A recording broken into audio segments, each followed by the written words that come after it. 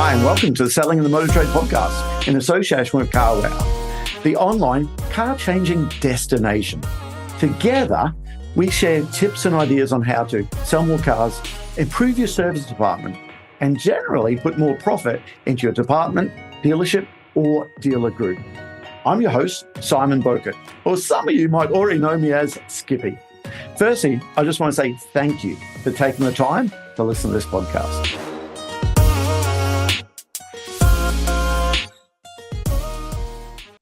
Hi, and welcome to another episode of Selling in the Motor Trade.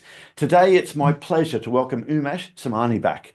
Now, Umesh has been on the podcast before, and his episode went down so well. He had so many people talk about how he runs his business and what he's done there, and it was just really, really liked. I ran into Umesh at an automotive management conference probably about 2 months ago now. And we're talking about Umesh coming back on to the podcast. We said, what are we going to talk about? We said, we need to be talking about electric vehicles. Now, people who don't know Umesh is the founding member of the IMDA, the Independent Motor Dealers Association. And he said, you know what, let's talk about EVs and how it's going to affect the independent dealers. So Umesh, welcome back. Good morning, Simon. Thanks for inviting me back again. It was good to catch up at the AM. It was a great event.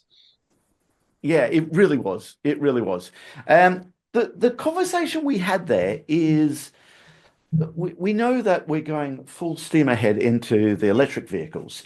And with the franchise dealers, there's lots of franchise dealers have got the manufacturer training and the salespeople go away and they're taught how to sell it and so forth. However, there's lots of independent dealers who, well, quite rightly, you're not selling a used car until it becomes used. And we were talking about that some of the independent dealers were reticent to get involved with the EV market to start with, were concerned about it, needed training. So that's where we want to talk about how the independent dealers can tap into this opportunity. So can I ask you, starting off, what do you see as the biggest opportunity for the independent dealers when it comes to selling EVs and used EVs, obviously? Yes, used EVs. I mean, it's a subject I think, I suppose a lot of independent dealers have been shying away from. Genuinely, I think, they've been very confident with petrols, diesels, maybe some of the hybrids, but full EVs, they've been thinking, no, I don't want to get involved.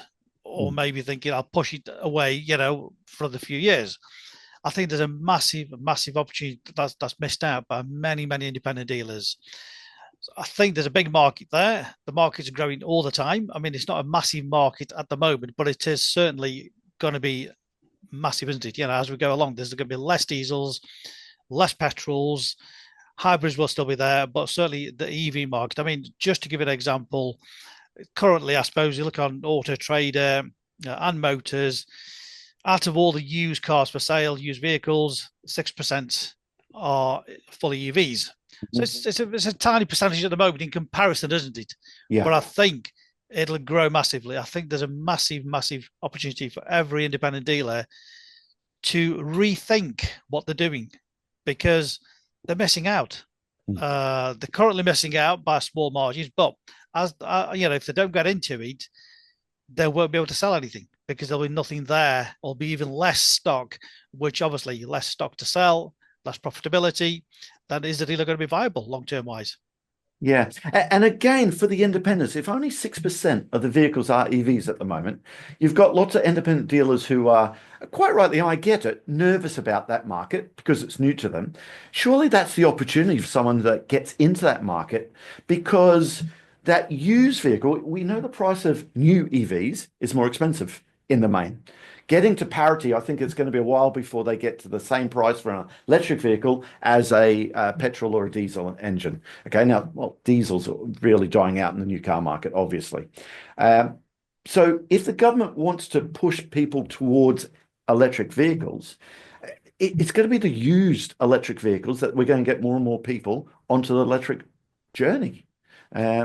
So it's got to be the opportunity at the moment for the independent dealers to get their head around it now, I would imagine. It is. I think the biggest thing I think with independent is the confidence, isn't it? Mm. You know, most independent, including myself, we understand diesels, we understand petrols, and it's just understanding how an EV works. Yes, we all know it's electric motors and batteries, whatever, but it's having the confidence to understand how the product benefits the customers. Mm. Because I think, in all honesty, I think if you speak to most customers, if you look at their journey, the type of use, there'd be so many who would actually benefit from an EV vehicle. Yeah. But because the independent dealers don't understand how to sell the vehicle, they're a bit hesitant to get into it because they don't understand. It's all about. It's not about the brake horsepower to, to, Yeah. to the buyer of the EV. It's more about the range, the cost of charging. So if you said to a potential customer, look, it's going to cost you £6 to charge that car and you'll do 150 miles, that consumer will think all of a sudden, oh wow. Yeah. Instead of putting, I don't know, 15 liters of petrol or diesel or whatever, I'm getting 200 miles, whatever. It's a different way to actually sell to the consumer. It's having that confidence to explain to the customer, which is all down to getting the right training. I think, it's not about just saying, oh, this EV, you can charge it at home, you can charge it fast charge, whatever. Consumers don't want to know any of that. All they want to know is, how little it's going to cost to charge, how many miles am I going to get out of it, Yep. what are the benefits of it. So I think if the training is there, the right training for the dealer, I think some of us are probably stuck in our own ways and don't want to learn, but we need to learn. This is the way forward. We've got to learn of the new way to sell. Go back to school about it to say, right, okay, this is how EVs work. These are the benefits to the consumer. And all of a sudden, by just knowing more about it, we're going to have the confidence as independent dealers to get involved more, which has got to be a big thing, get involved early on. I mean, it's not too late to get involved now, if you know what I mean, to get involved earlier now, as opposed to waiting till you're sort of forced more into it 5 years down the road, possibly. So it is about having that education, but also educating the consumers that come in. Yes. Because again, they're so used to coming in and asking about what will that do to the gallon, whereas again, it's educating them, saying, right, okay, what do you do? What's your journey? How can we help you? And this is what an EV will do. This is how it works. This is what current petrol does. This is what diesel does. And then they fully understand exactly what they're going to get. So they will buy more into it as well. Yeah, I was going to say it's the customer's expectations on a sale on an EV. You're not just selling the car.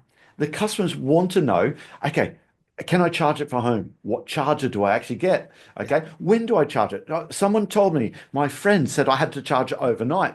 Do I charge it only to 80%, not 100%? Oh, but that doesn't work there. And there's kind of two sales in it. And the way I looked at it is, when you looked at PCPs coming onto the market, going back all those years ago, you had to sell the car, but then you had to sell this new financing option. It's kind of the same with the EV vehicles. Yes, you got to sell that EV vehicle, but you got to sell how to use the getting it charged and how the customer uses it in their day-to-day life. I think that's so important. And also that education, the actual salespeople for the independent dealers. I love the idea of putting them in an EV vehicle. Okay, let them drive it home as their company car so they get used to it. So when someone phones up Umesh and they want to talk about it, if the customer can sense this salesperson doesn't know what they're talking about, doesn't matter if you've got the cheapest car on Auto Trader, very quickly they're going to say, you know what? They don't know what they're talking about. Have they actually bought a car with a battery that's done or whatever the customers think about? We need our salespeople to be confident talking about it. I think exactly that. As you say, it's everyday use, isn't it? So if I drove one every day, I would soon get to know the ins and outs of it. Charge, range, whatever the anxieties may possibly be there, which half of them are probably fake anxieties, aren't they? You know what I mean? So I think it's a case of, if you say to the customer, like, I drive one and this is what my journeys are, this is what I do, all of a sudden the customer buys into that and they understand it. They say, do you know what? Yeah, possibly this is the right one for me. So that's why it's just going back to that education, educating ourselves, educating the consumers so they buy into the whole concept of it all. Yeah. but also for the independents. For me, the opportunity has to be. Um, there's so much talk about electric vehicles, and more consumers are realizing, hold on, this works for me. I can charge from home. Okay, I can charge overnight. It's 7 pence per kilowatt to charge it. Okay, I'd be mad not to do it, but they don't have the 50,000 to buy a new EV. Once they find that used EV, there must be lots of frustrated used EV customers out there because they're speaking to people, no fault to that salesperson, doesn't understand it. And you've got a situation where the customer knows more than the actual salesperson. And little things on our EV training course we talk about.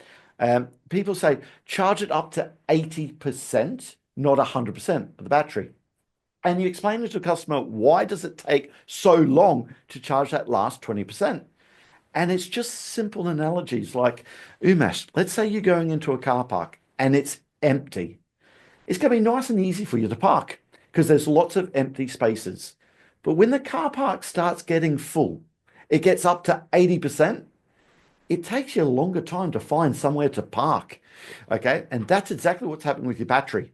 Up to 80%, the electron's got lots of different places to park.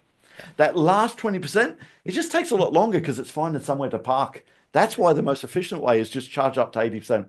Yeah. Simple little lines like that. If our salespeople know it and understand it, when they speak to consumers, they know, I like Umesh. They know what they're talking about. I think that's the real key to dealing with that electric vehicle customer. It is getting back to the confidence thing. As you say, if the dealer's got the confidence, got the right training, they understand it, they can Yep. explain it. Like all of us, if we don't understand it, we come over a bit wobbly, don't we? We don't give the right answers, or we sort of hovering around the actual questions, and which translates to the customer thinking, hold on a minute, these sales guys don't know I haven't got a clue. So they back away as well, thinking, maybe I'll just stick with the petrol and the diesel because what am I supposed to do?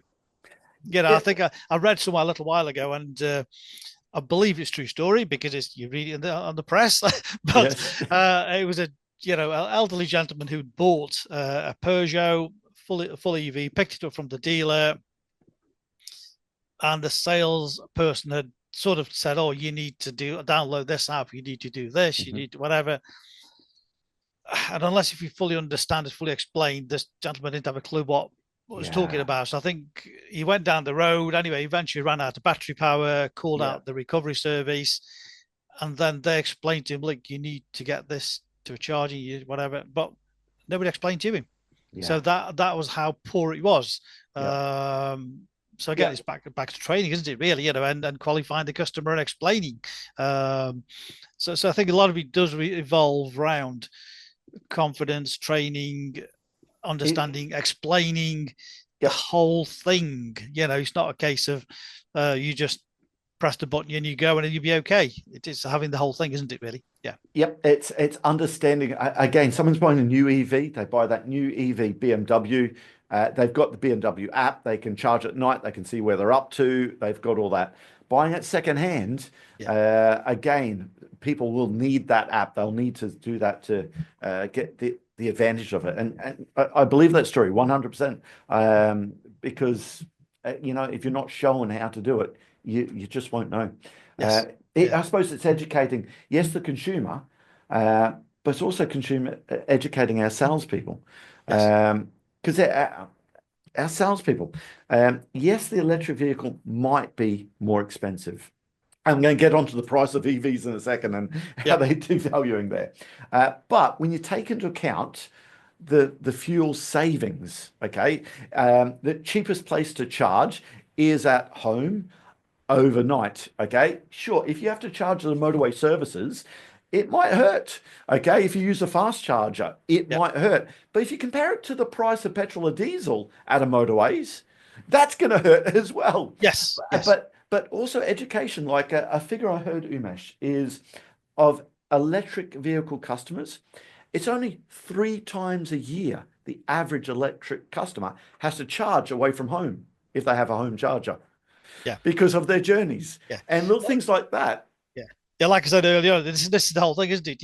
It's finding out from the consumer, what do you use your car for? Yeah. Are you just tootling around town? Which majority of people tend to do. It's just local journeys. and that charge at home is more than sufficient to keep that car going for a long time. But Yep. yes, if you go to distance, it's just planning it. It's simple as that, really. So understanding, look, I'm going to go from, Stoke to London. It's 180 miles. Will my car do 200 miles? And where do I find the charger when I get down there? It's simple maths, isn't it? Isn't it? And I said this to somebody a few weeks back, and they said, "Oh, what happens if I start? Battery gets low?" I said, "If you're driving a petrol car, your fuel gauge gets down to red. What do? You find the nearest bloody station, and you put some fuel in. It's the same with an EV. You find the nearest station, Yep. you charge it up. Yeah. It's simple, isn't it? Really, it's just you're not going to, unless if you're absolutely an idiot. But with any vehicle, if you're running totally out, petrol, diesel, EV, you're out, and that's it. So use a bit of common sense. Plan your journeys if it's a long journey, and you just need to work it out. But as you said, if you're going away on holidays 2 or 3 times a year, whatever, you plan your journeys, and if you're doing long distances, you get to know your car, what it'll do, the range, and just plan the journey. And With any again, vehicle. Yeah. salespeople listen to this. Part of your qualifying questions, right early on, it needs to be: have you got off-site parking? Okay, off-street parking there. Okay, to get that home charge there, because it makes a big difference to, in fact, what electric vehicle the customer needs. Does everyone actually need that bigger battery? Okay, for so many people's journeys, they won't really need it, and you could actually sell them something else that's really going to suit that customer's needs there. Yes. Um, can I ask you, with your dealers, the IMDA dealers there, has anyone really set themselves up as that EV experts? Have you got dealers out there that are position themselves as those EV experts? We've got a couple of them who are fully EVs. Hmm. I think it's been challenging, should we say, for the last couple of years, possibly. I think with the price realignment on that one. So Yeah. overall, I'm not sure how they do, but I think it's been challenging, particularly with the price realignment a couple of years ago when Tesla decided to literally drop whatever 15, 20% I off the think it market. was 19%. Yeah, it was. Yeah, which Yeah. affected, of course, every EV because all of a sudden, every EV out there had to price themselves against the Teslas. With that realignment, I do believe though it makes the EVs more price parity now with a lot of petrol and diesel vehicles. Mhm. So I think it's more of an opportunity for lots of independent dealers to get involved even more so actually, because all of a sudden, you look at a Tesla which 18 months ago was 30,000 plus, Mhm. and I'm seeing so many Teslas out there for about 20 grand now. So you compare that to a lot of other makes and models out there, BMWs, Mercedes, Audis, whatever, Mhm. which may be petrol or diesel, but all of a sudden you've got an EV for the same money almost. You know what I mean? And Yep. then, as we discussed, the savings on the battery, the range, etc. You know what I mean? So it's a good savings, a great car, less maintenance overall as well. So you're saving on cost as well. So the second-hand EVs are getting very good. I think being fully EV.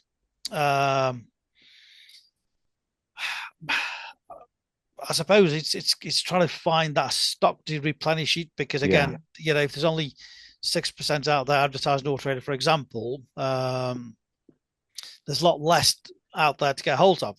Yep. But I think also possibly as we both know, there's the leasing companies and the business users have been pushing so much for EVs last couple of years. Mm.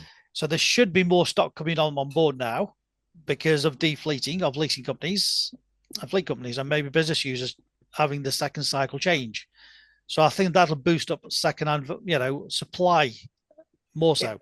It will do. And we've got ZEV mandates out there where we know 2025, when we're recording this, 28%, I think is the figure, 24% last year had to be ZEV. I know there's lots of manufacturers that really have huge finance deposit contributions. I understand that in the leasing market, there were sensational deals. Those cars need to start coming back into the market, don't they? And I also have to say that the price of used electric vehicles, I looked at a used Porsche Taycan, and the amount of car you get for the money, what it was new, what this thing was 18 months, 18 to 2 years down the track, it was so much car for the money there. But I want to get your views. The price of used electric vehicles, Are they still coming off a cliff, dropping? I think they're stabilized now. Are they bounced there, or are they still going down? Is that a concern that the independent dealer has? I think interesting you mentioned the Taycan because I think that is the big headline, is the Yes. Taycan. I mean that is just been on free fall for a little while now, hasn't it? Which when you look at the figures of how much it's dropping, I mean at one stage, I did see a few articles about the fact that Taycan was dropping more than the Audi, which is the wrong way around because normally the Audi Yeah. e-tron drops more than the Taycan, but the Taycan. But what it has done though is brought a new price bracket all of a sudden. Mm. So it's made it incredible value for money. Mm. So I think the other EVs have sort of stabilized, definitely, 100%. They have stabilized more so. Some of the, so they've got the Taycan, you've got I think the two worst depreciating ones are the Taycan and the BMW 8 Series, I believe. So they were the two biggest drops, should we say.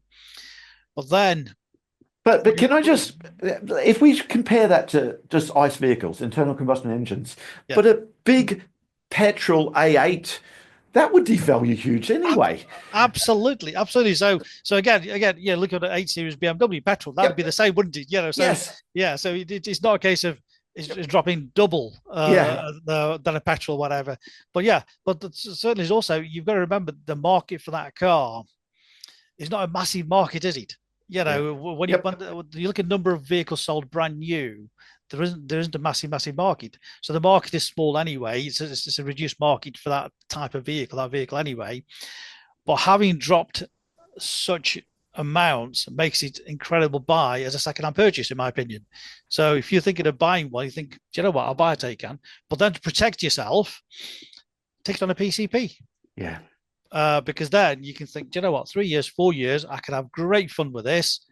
Let someone else have the liability, and I'll enjoy the Taycan, which was 120 grand. I could buy it for 60 grand, 70 grand, whatever it is. I'll enjoy it and I'll let have the fun with it. I'll let someone else have the depreciation. Yeah, that's so true. In the franchise dealer world, PCP, PCH, that's just everyone's going to do that. An electric vehicle, it makes so much sense. When it comes to used world on it, used PCP, it's out there. How strong is it? I don't know enough about battery degradation, okay, and how that's going to impact it. Most OEMs, I think they're going to cover the battery for 7 years, something like that. I think they're going to do that. What happens after that period there? Are they going to be like a mobile phone, Umesh? Because a lot of people say, well, these electric vehicles, they might become like a mobile phone and it's got no value after 8 years. I don't buy that. I don't think that's going to happen. What are your views? That's a very interesting one. I think degradation. I think because this is the whole issue, isn't it? But I think, as you said, most manufacturers, 7 years, 8 years, what? Again, I'm not sure with each individual ones, but I think most are around that sort of area. So I suppose that the comfort zone for independent dealers out there buying these cars is try to buy something which is going to be 3-4 years old. So you've still got that extra 2-3-4 years safety net, should we say, just in case. We're going to get degradation, just like petrol engines wear out, diesel engines wear out. So the ICE vehicles do still wear out, but we don't get to measure the bore scores or what what sort of changed, you know what I mean? The performance of that vehicle, things do change. So I think again with the battery one, and there's so many different things that I've heard about, and as the IMDA, we're just waiting for one of the partners to actually bring out some software that literally we can just plug into any vehicle, any electric vehicle, and it'll tell us the degradation, battery condition, and things like that. So that'll be a massive help to the independent dealers. Not manufacturer specific. That's exactly. great. That's right. Yes. Yeah. So literally, if somebody turns up with a Tesla or a BMW or a Nissan Leaf or whatever, we should be able to just plug it in and it'll tell us the condition of the battery, which again is the confidence thing, is knowing that, you know what, I'm buying this car, the battery is reasonably good. I can sell it with full confidence, knowing it's not going to come back to bite me. So that's nothing. But degradation is going to happen. But it is, again, explaining to the customer to say, when you buy this car, it'll never be charged at 100%. It'll always be, 80, 85%, maybe 90% on a good, but this is what you're buying, just like a second-hand engine on an ICE vehicle, it is worn slightly. It's not going to be 100% like a brand new vehicle. Yep. Well, I suppose as an independent dealer, Umesh, there's certain models out there, and I don't want the manufacturers come and get upset with this, but we'll know those certain models out there. You think, I might just avoid one of those, okay? I don't know, there might be certain Mazda CX-5s, for example, or maybe certain Land Rover products you'd say, let's just be a little bit careful on that one before you bought it. It's going to be the same thing, isn't it? It'll be exactly the same, as you said. There's certain ICE vehicles now that you think, you know what, I need to avoid those because they have a reputation. So you stay clear. And only I talked yesterday to again, a friend and a customer of mine who's got one of the products, and I just said, thank you for the opportunity. Do you know what? I need to give that a miss. And he said, I don't blame you with the record of that brand. You know what I mean? And I said, okay. So he fully understands that as well. And he said, I've bought it, I've had no issues, but I know exactly where you're coming from. No hard feelings, you know what I mean? So this is it. So it'll be the same with the EVs, isn't it? We'll all get to know, because there'll be that many reports out there. We'll all talk amongst each other as well and say, do you know what? Be careful with that because of ABC, whatever. So it'll be the same thing. Yeah. But also these ICE vehicles that we talked about, we all know that some of them won't be that bad. And we all know that the value comes down so low that we'll have dealers out there say it's worth the risk now. Yeah. Okay. Again, that's something your dealer has to have a business decision on it, because I mean, some of those vehicles, the ICE vehicles we talked about, there really is a lot of car for the money there. Oh, absolutely. As you say, the opportunity is there. As you say, you take a gamble. I mean, at the end of the day, you got to remember, used car dealers, we're all gamblers. We're the biggest gamblers in the world. We gamble on every single car that we buy. We're hoping we're going to pay X for it and get Y for it. But sometimes it just doesn't work out. But we are the biggest gamblers. So you look at opportunities and of what you gamble with. Yeah. Absolutely. It's so true. Don't you wish customers realize that we're taking the risk every single time? It's not them. We are actually taking the risk for it. And then, you know what? This is going back to many, many years ago, Simon, is a Rover. So this is how far I'm going back to selling a Rover, 20 years plus. And the customer had a few issues with it, broke down, and he came in screaming and shouting of it had gone wrong. So the first thing I did was literally stood there for a second. I said, would you like a cup of tea or coffee? Which totally threw him, because he was like waiting for an argument. Yeah. I said, I'll have a cup of coffee. And I actually deliberately walked into the kitchen, put the kettle on, and I waited for the kettle to boil. So let him calm all the way down. Mm-hmm. Went out, I said, right, so there's your coffee, or whatever. I said, right, you've got a problem now with your car. By which stage he's obviously totally deflated. And he said, yes. I said, look, I try not to sell bad cars. Unfortunately, it's a Rover. The reputation. I said, right, let's get it sorted. And he was calm. We got it sorted. It wasn't a problem. But I also, we don't try and sell bad cars. Every dealer who sells a car genuinely is not there to sell a bad car. Yeah. Things go wrong, but it's also how you deal with it. That's the biggest thing, is that, how you deal with it. You sort it out on that. So, so customers do need to understand sometimes when things do ping on, warning lights come on, this goes wrong. It's just one of those things, isn't it, really? And we just deal with it. Yeah. Umesh, with the warranty providers out there, is there specific EV coverage for the batteries? Is there particular products out there that some of the suppliers are recommending? Again, we've got quite a few warranty partners with the IMDA. Mm-hmm. And unfortunately, there is no warranty company that I've come across up to now who will cover the battery. Mm-hmm. They'll cover lots of other things around it. Yeah. But unfortunately, the main battery, should it fail, it's not covered. Yeah. And that's what they're worried about. I think that a lot of people are worried about that. But then again, it's like, I suppose, if an engine goes, again, most warranty companies will cover it depending on what's wrong with it, if you know what I mean. Yes. So it's the same thing, isn't it? Really? If the engine goes bang and it's a genuine failure of a component, then the warranty company will come to the party. Mm-hmm. But if it's something else which has caused it to fail, then they won't. So I suppose the battery thing's the same. But I think the battery's a bit unknown. I think all the warranty companies, I can understand it, just want to protect themselves. The- because it's yep. a big risk, isn't it? When you hear some of the prices being banded out there, £20,000 for a Yes. battery. Yeah. But then again, how much is an engine for an Audi A4 TDI? Yep. That's so Yeah, true. yeah, Yeah, and there's something you said before. 6% of the vehicles on Auto Trader are actually EV vehicles. Um, I'd love to, and when I'm finished recording this, I need to go and have a look. I'd love to know what percentage of those cars are over 7 or 8 years old. So what I mean by that, out of the yes, yeah, manufacturer's yeah. warranty, Yes, it can only be Leaf, I think, at this stage. I yeah, can't really think of any other electric vehicle that's going to be over 8 years. I'm racking my brains now, but yeah. I There won't be many at all, actually. But interestingly, actually, because if you look on motors as well, it's only Mhm. 6%. So it just shows motors and Auto Trader both. Although the volume of cars on motors is 250,000 compared Mm. to 440,000, it's still 6%, isn't it? Interesting on both platforms on that. Yes, yeah, yeah. Yeah, it'd be interesting. I'm going to speak to the guys at CarWow and just get my head around how many people are looking at trying to. We know on the new vehicles with CarWow, electric vehicles, so many people are looking on it. The percentage, off the top of my head, I don't know what it is, but it's huge. It's absolutely huge. But again, I think you would expect that.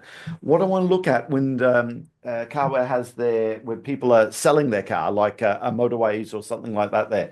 I want to see what percentage of those are electric vehicles. Yes, Be interesting to see that stat. I need to have a look at that. Um, yes. what about servicing? So again, an independent dealer, Umesh, okay, that's getting into electric vehicles. What concerns might they have about the servicing maintenance requirements of these EVs? I think a lot of the independent dealers there don't have their workshops, Mm, so they're relying on outside workshops or with main dealers. And I think that's again is maybe a bit of a sticky point with some independent dealers mm, because I mean we get in our workshop quite a few electric vehicles, but it genuinely literally is tires and mm. brakes, Yep, which we can handle. It's not a problem at all. You yep, know, anything more complex than that, we've just said, look, you need to go back to the main dealer because mhm, they're the only ones who've got the software. Because generally it's a software issue or something like that. But everything else, standard, there is no servicing. yeah, As such, there is no servicing. But I think the biggest, I suppose, the challenge is the fact that as an independent dealer, we're relying on the franchise dealer. mm, So if I have got a full court full of EVs, I wanted to start having all sorts of issues. I've got to then speak to the main dealer to say, can you help me with it? mm. And then it's down to how helpful that dealer is. Uh, and that's the challenge because every franchise dealer out there is just understaffed. Mm. They haven't got the capacity. So all of a sudden, you've got a waiting limit, you've got a waiting time. So I think this, again, is where some of the independents might think, do you know what? I don't want to get involved with the EV because I've got to rely too much on the main dealer Yep, to look after that car. It could be a software update, whatever. But it would slow the process of selling cars, which mm, again is, as we know, you've got to keep spinning the cars. yep, If you've got a few EVs waiting for updates, software updates, whatever, you rely on the main dealer, slows the process down. And you're thinking, if I've got a petrol or diesel, my workshop could sort that little issue out. The car will be sold and gone. I've turned my stock around. So that could be again there. But I mean, I don't hear of many vehicles having issues or having to wait for software updates. So I think again, but you can have a petrol or diesel which wants a software update, which yep. relied on a main dealer. You know what I mean? So it's not particularly EV related, but maybe there's just a few more components on the EV which may be more susceptible to it. Really. Yeah, I suppose an EV still have cooling systems. They're sealed units, okay, but they still need to make sure that they're not leaking and so forth. They're still the brakes with regenerative braking. Sometimes the brakes wear out less, okay, Yes. but because of that, actually, you notice that the corrosion and so forth is almost worse because the brakes haven't been used as Yes. hard as they need to. They're heavier vehicles, so still suspension and so forth. I still think there's an opportunity for the independent, the dealers out there listening to this who are got the servicing side of it. This 6, 7, 8 year old car will still need servicing. It absolutely will. Yes, there's the oil and the internal combustion engine side of it, but actually there's still so much else there that still needs to be done there. I think still an opportunity because someone buying that used car is still going to want to buy a car with a service history, aren't they? Of course, absolutely. Yes. Yeah. That's crucial to it. Yes. Yeah. Yeah, it'd be interesting to just to see how that's going to affect I suppose the all make servicing, the quick fits of the worlds and people like that. Um, I suppose when they're offering all make servicing, they're going to have to get their heads around how to service EV vehicles. Be interesting to watch that one, how it plays out.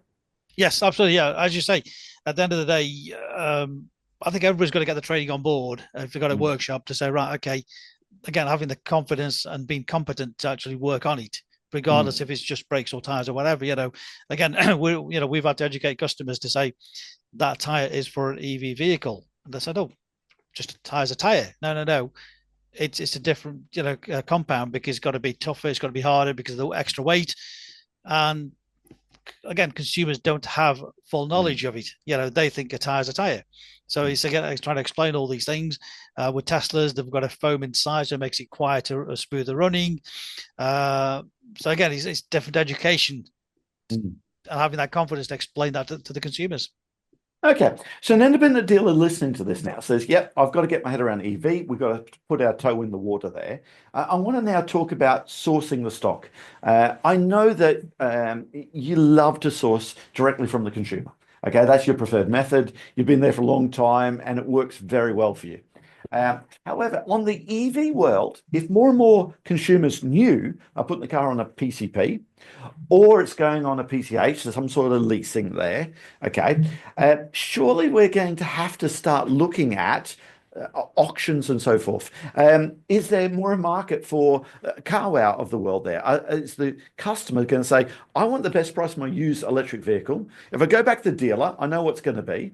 If I go to CarWow, actually, I've got some dealers out there that are going to bid against it and give me a better price.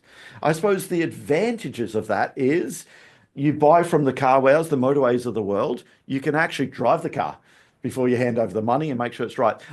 What advice do you have? And where do you say, is that going to have to change the way you source used electric vehicles?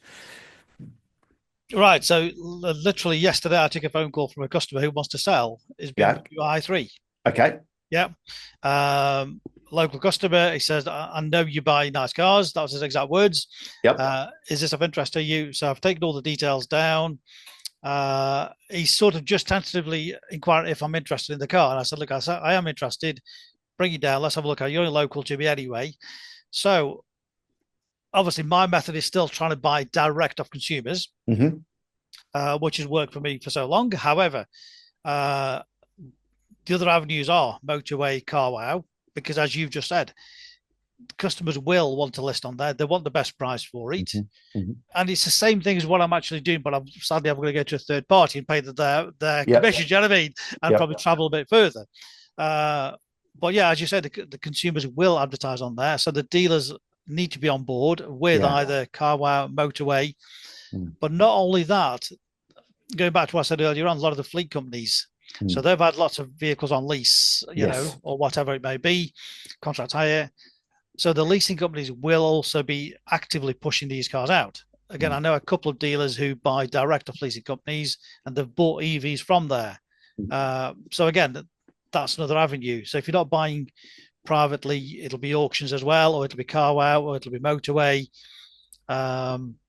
So yeah, absolutely, they've just got to actively start looking at what's available, what the options are, and do some research, do some homework, and understand what it is. And also, I think they'll also get to feel for the value of the car. Because as much as everybody says, oh, EVs have been dropping like a stone, nobody wants EVs. When they're actually listed on CarWow or Motorway or whatever, they'll be able to see what other dealers are bidding, aren't they, in that ballpark figure? Yep. So that'll give them a feel for the market. So all of a sudden, if the value is 10,000 trade value, and everyone's bidding 8,000, then that's the market value. But people think, okay, that's not probably the best seller because nobody wants to bid high for it. So you get a feel for what the second-hand market for that car is. But if all of a sudden everybody's bidding 11,000 or more than that, you're thinking, hold on, that's a popular seller. just like Yeah. any ICE vehicle would be. So you get a feel for it, and maybe that might help some of the independents to get the head around the valuations if they're not Yeah. 100% sure, just as a guide. Yeah, it's always interesting the values of used electric vehicles. Have they bounced back? They're just really good value there. I suppose if I was a dealer there, looking at my stock turn there, if I'm dipping my toe in the water, I'd probably have, a use by date on that car a lot less and get it turned very, very quickly there. The concern would be if Elon Musk does another Tesla overnight and drops it. Another concern might be a manufacturer like Honda knows that 28% of their vehicles need to be zero emission vehicles this year. Okay, do they actually go out and throw huge finance deposit contributions and your used electric Honda sitting on your overnight? I suppose I'd be really look at that stock turn. I've heard some horror stories of some independents getting stuck with used electric vehicles and because the pricing's just wrong. And I just think that maybe it's like that stock turn is there's not a bum for every seat. Um, and I suppose in those cars, you just need to make sure get it turned sooner. I Uh, think you're dead right, Simon. I think, as you say, with the EVs, it's a different market, isn't it? If there's a lot smaller percentage of people buying that EV in the first place, as you say, the longer you hang on to it, the more chance you've got a casualty at the end of the day, and it's a big loss, really. Especially when mm, what Elon Musk did, 18 months, 2 years ago, mm, with a massive drop, all of a sudden, and I know of dealers who've lost between £8,000 and £10,000 per vehicle just to get them shifted off the forecourt. Didn't care what the loss was. It's like, I yep. need to just turn that stock because I can Put it hopefully back just in. put it back in and keep spinning it and then just try to make that shortfall. But that's life, isn't it? It happens. But nobody predicted such a massive drop Mm, from a manufacturer. So as you say, I think as an independent dealer, I would always be very careful. I've always been careful with very late products. Doesn't matter if it's ICE yeah. vehicle anyway, because very late products is always in the danger of the manufacturer saying, yes, let's chuck Yep. lots of money at it.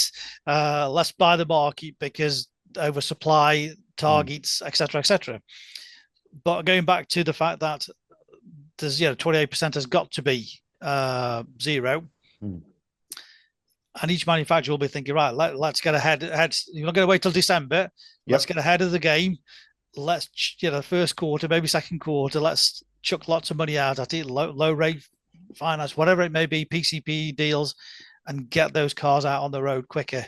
So it is just watching the market, what the manufacturers are doing, and just being in the back of the mind, just remembering that manufacturers, can control the whole used car arena as well. At the end of the day, so that they're all fully in charge.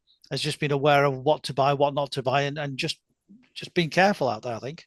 I think from a consumer's point of view, the government hasn't helped when they said we need to actually look at 2035 and see if that is viable. And just my father-in-law over the Christmas period will say things like, "See, I told you electric vehicles won't work. Okay, see, even the government says they're not going to be right."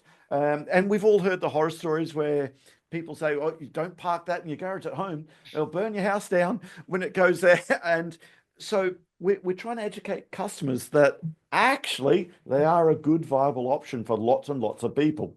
Okay, but when the government says that, we don't know if it's viable. It says those same people, I'll put it off. But then the other side of that, they haven't done anything to remove the 28% ZEV mandate. So the dealers, franchise dealers, the OEMs still have to hit that figure. And it's kind of like forcing something. And Dale White said it really well. The dogs don't like the dog food. If the customers don't want that electric vehicle, okay. He's got a great story about some dog food there. He said, if the dogs don't like the dog food, it doesn't matter how cheap it is, if Yeah, they don't eat it.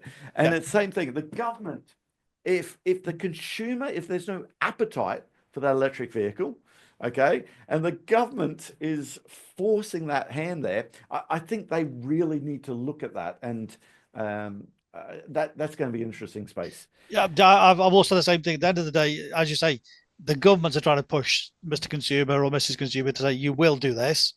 Manufacturers are saying that you can't buy a Ford Fiesta petrol diesel anymore. You are going to buy a whatever Yep. the Ford is now. I mean, there's no small cars that are Fiestas. Yeah, there's nothing to replace a Fiesta. So you're going to buy a Mustang, for Explorer, example. You go, Mustang. yeah, Yep. yeah. You want a Fiesta? No, you got to have a Mustang electric. Yep. Different car altogether, but you will have one for 50 grand. So the consumer's being forced at every avenue that you will, you will. And as you just said, no, because the customer is saying, I'm not buying. I will do what I want to do when I'm ready for it. It's just as simple as that. And, if Ford don't make a Fiesta, they'll go and buy a Hyundai. Simple as that. They will buy something small that they want and not be forced into buying something that they don't want. And again, the government thing is not going to work. And the bizarre thing with the government thing is, there's no subsidy. There was a few years ago for the charges. Mm-hmm. So they take the sort of incentive away, but they're still trying to force the consumer into saying you will buy an EV. It's not going to work, is it, Simon? It's not going to work in any shape or form. It's as simple as soon as the consumer gets educated of why he should be looking at EVs and considering it, that's when the whole thing will turn. When they start realizing you can, it's cheaper to run, there's less maintenance, etc., etc. I think that's when they'll start saying, do you know what? I should have looked at this before. Yeah.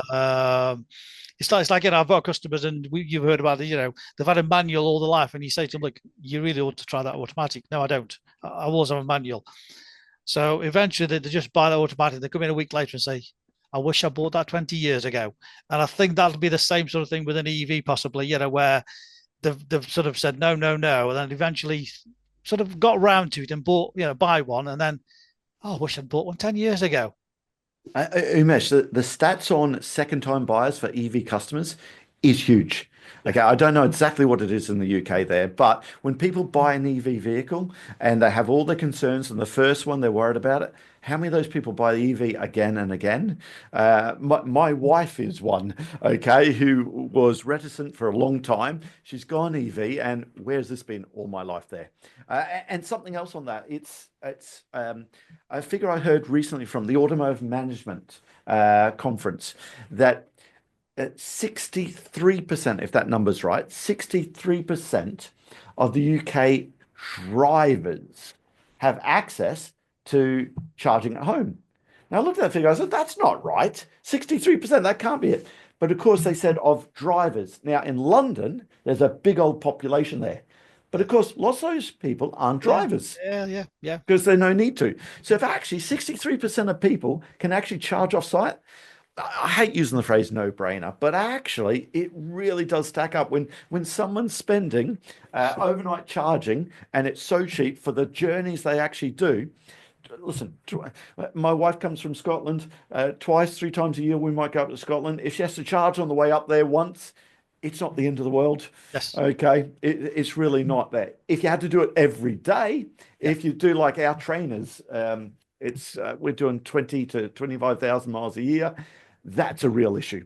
In fact, I have 2 of my trainers really want to go electric vehicles because they said, we can charge in the dealerships when we're there. I said, no, you can't. Okay. Could I imagine turning up, doing some training for Umesh and say, can you fill my car with diesel while I'm here today? That's right. Did you? Yeah.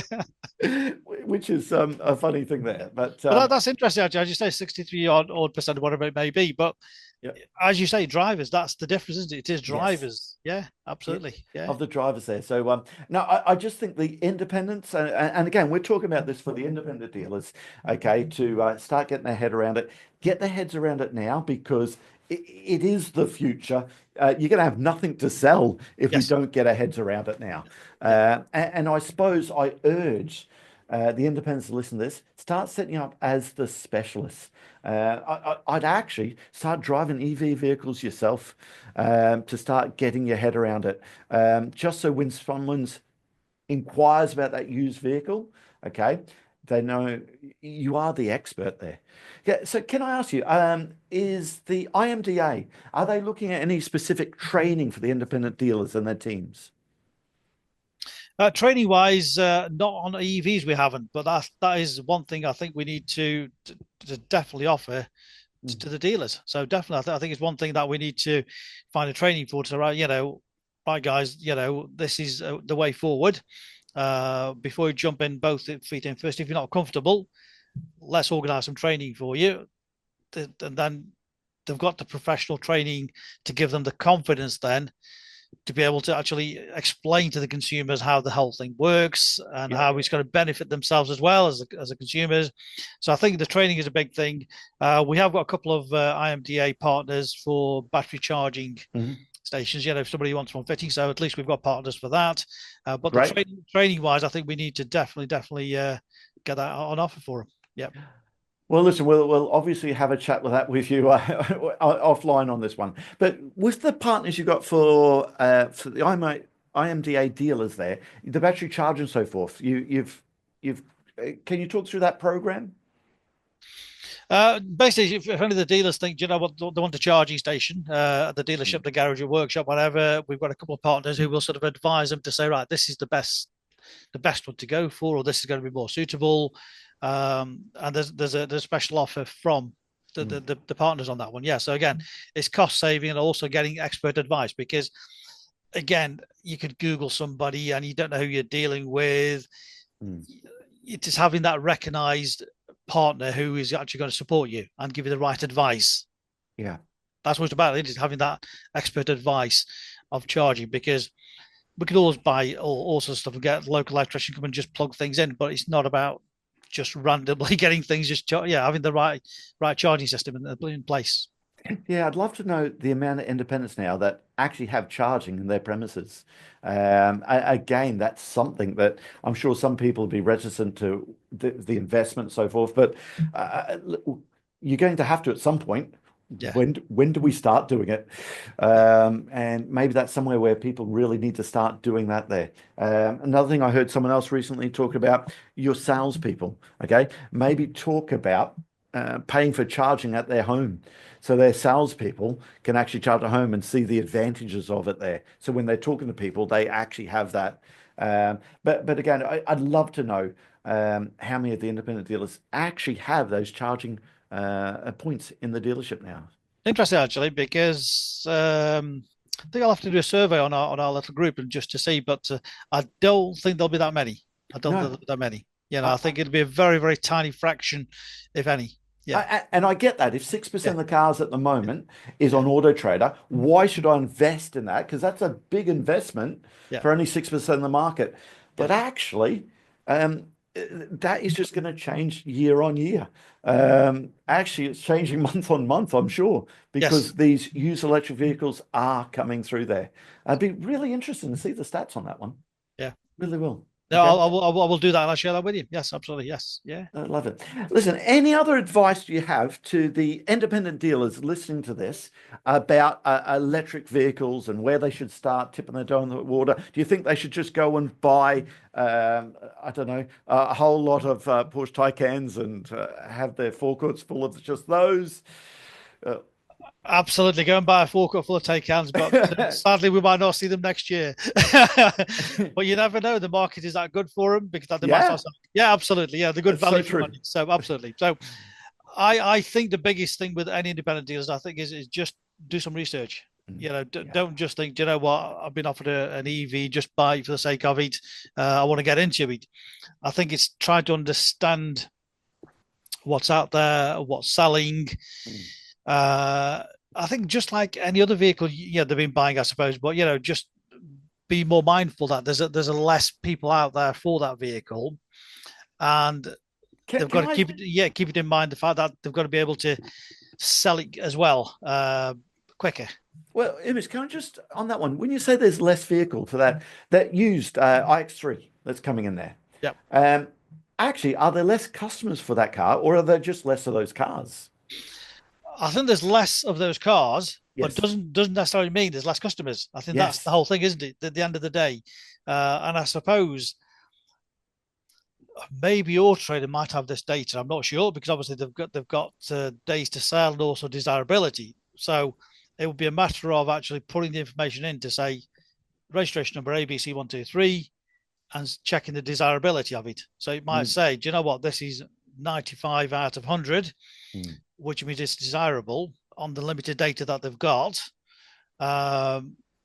is the one to buy because that might sell quicker. Mm. So yeah, so I think I just say, yeah, there might be less vehicles, but there might be a bigger market. That's the difference, isn't it? It's just knowing the difference of what that doesn't matter if the market's small, but if the demand is high for that smaller market, Yep. it'll still sell. Absolutely, 100%. Yeah. Yeah. I just think that's the opportunity for the independents there, because that iX3 you're talking about there, if a customer wants that iX3, they like it, they've got a choice of going through a franchise BMW dealership, okay, paying a premium, okay, or there's going to be a situation where come and buying from Umesh, okay, you've got a great reputation, you've been there forever, I can see your Google reviews, I go to your website and I've bought into you and your business and how long you've been there, and actually, here's the used electric vehicle I want there. I still believe that the desire for that used electric vehicle is just increasing all the time. Our partners, Carwell, we work with, I'm going to go and have a look with those guys and just see. I know that new electric vehicle, the inquiries on Carwell is colossal, obviously. And that's going to happen in the used vehicles. But there's just not enough of them out there. Yes. Yeah. Yeah, no, definitely. I say it is only going to go one way, the EV, isn't it? Which is up. So Yes. absolutely, I think it is just a matter of getting the confidence, education, and getting involved. Yeah. Absolutely, and not missing out, and getting in earlier rather than having to be forced into 5 years' time when everyone else is doing the same thing. So as you say, start to be the expert in your area, local expert for it, because the chances are a lot of other independent dealers aren't doing it. Yeah. So if you do it now, you will be the one that everybody's talking about. So if you want an EV, just pop down to, yeah. That's where you go to. That's the opportunity. Yeah. Umesh, I love our conversations. Listen, any independent dealer listen to this who's not a member of the IMDA, why not? Okay. How do people get hold of you, Umesh? What's the easiest way for people to get hold of you? As you said, if they're not part of the IMDA, why not? Come on, guys. The IMDA, free for any independent dealer in the country to join. And when we say independent, there's a bit of confusion that people forget about is independent used car dealer, independent LCV commercial dealer, independent franchise dealer. So if you're an independent franchise dealer, you can still get involved. Simple as that. It's free to join. Mm-hmm. Simply pop over to theimda.co.uk and it's free to join. Put your details in there. We'll check everybody who comes on board just to make sure they're a bona fide dealer. And we have 60 plus partners that we help, the independent dealers with. So one's a electric charge point, DMS Systems website. So you imagine 60 partners plus helping independent dealers on that. On top of that, we've got exclusive motor trade insurance partner as well. So it's a better package, better deal, better offer for independent dealers through the IMD. That just leaves me to say that all details of this episode and other episodes on the selling in the motor trade can be found on our website, simcotraining.co.uk. Go there to get a copy of our book, Words That Sell Cars. Go there to sign up to a free trial of our Sales Fitness online sales training program. Easiest way to get hold of me is Simon Bowkett through LinkedIn. Thank you.